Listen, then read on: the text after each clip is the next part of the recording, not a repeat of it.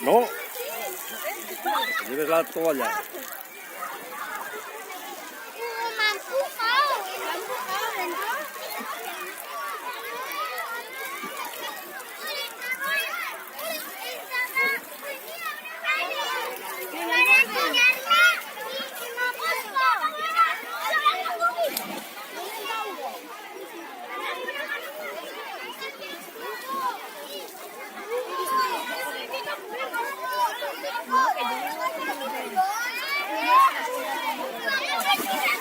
Ethan, te van a mojar, te van a mojar.